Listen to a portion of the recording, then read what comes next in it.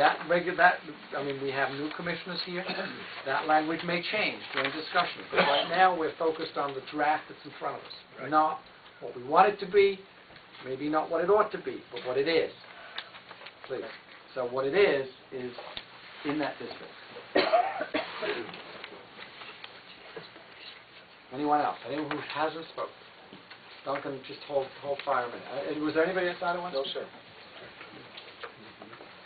Yes, sir. Yeah, Stanley, the question was asked about a lit political sign. And my idea on this is I'm looking around town and there's a lot of Merry Christmas signs, and they're all lit. And everybody thinks they're pretty. But if we're going to restrict lit political signs, why don't we restrict the Christmas lights? Thank you. Because then we're going against religion too.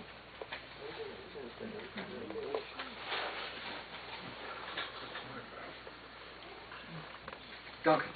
I point out the big sign that says the high school and a big billboard underneath it. In our last zoning, or the second zoning enforcement, the town planner that we had fostered this thing as being a good thing. Well, the sign is hardly ever used. A good directional sign would have been appropriate.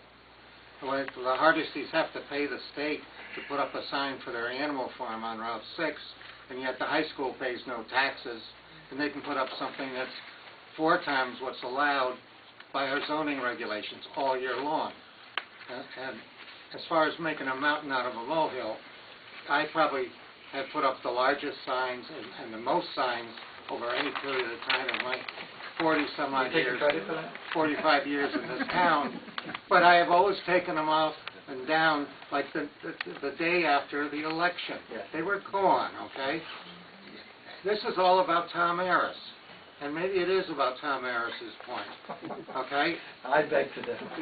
And I think the businesses need help with signs, and we need help the business that way.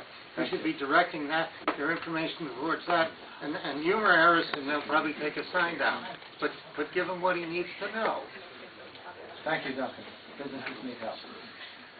Can I just ask, since there is a whole agenda here ahead of us, and it's already 9 o'clock, that people do not repeat themselves and simply restate and remind us what they already told us, please.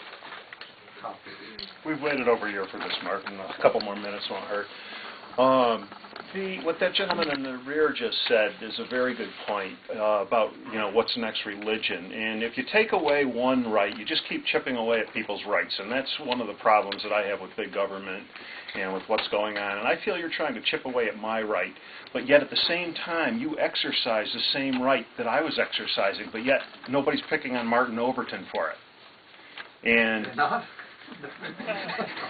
I didn't bring this up. I didn't convene the hearing.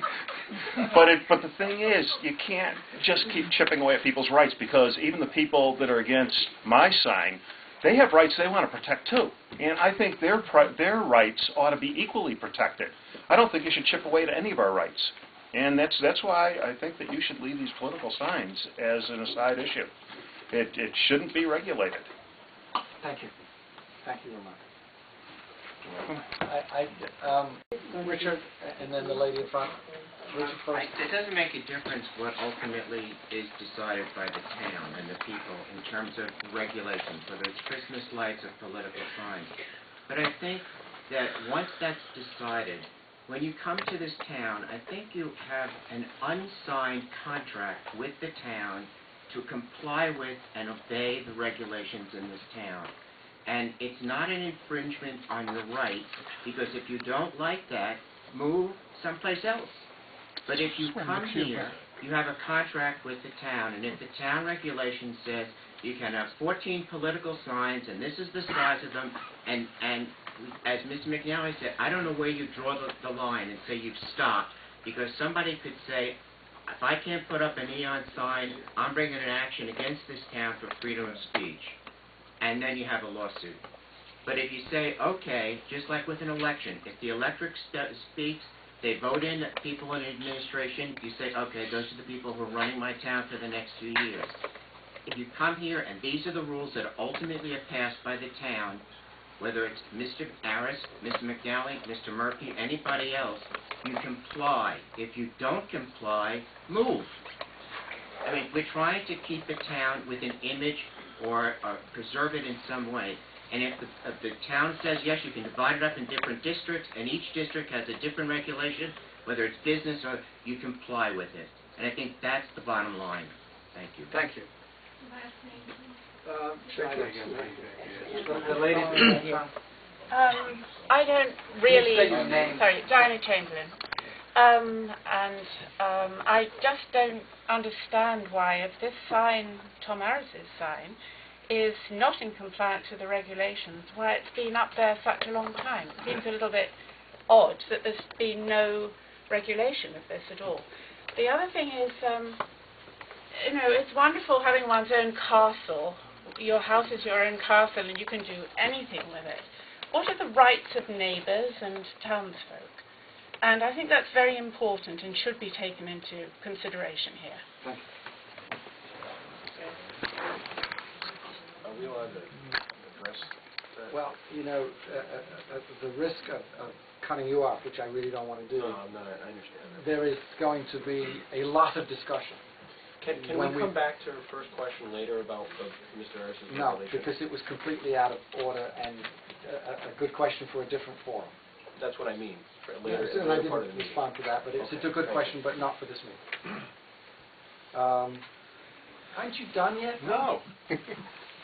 Mr. Snyder brought up the subject of compliance with laws. I'm in compliance with the Constitution, both the U.S. and the Connecticut State Constitution. And I defy you to show me where I am not. Thank you. And because you've done something that the Constitution says you shall not do, Mr. Snyder thinks I'm not in compliance. Thank you. You're welcome. Martin. No, Cliff is before you. Cliff Atkin, Westwood Road. I just had one thing. Political signs are as American as apple pie. So I think you should get political signs off the agenda, out of the signage. People know when to put them up. They know when to take them down. I wish. That was Cliff Atkin. Art? Once again, when we brought this issue was not brought up by Tom Harris or myself. This issue was brought up by the Democratic Town Committee and the Dell. You're going to go back to the regulation changes. I'm going back. What I'm trying to say is what people are saying here is it's the town and we have to keep it that way. It was not a problem except for the Democratic Town Committee who brought the complaints on a couple of times. really got nothing to do with Yes, I'm sorry, Martin, it does. It does have to do with this because what the man in the back said, that the town should be sued. No, I'm not going to be shut up this time, Martin, because you have never been threatened with a lawsuit. The man in the back said, if you do something, you'll get a lawsuit. That's what we're trying to prevent. Thank you very much, Art. Thank you. I got one last question for you for the next You don't meeting. mean that, do you? For the next meeting. And that is, when you talk about any changes in agriculture, I want to go over it line by line with you. I will make sure that you do. Okay, thank you. Is there anyone who would like to add? Because what I would like to do is I'd like to move that we continue this public hearing into the next meeting. And before I do that, I want to make sure if people can't make the next meeting or they really have to speak now, that they get heard now. And I'm not seeing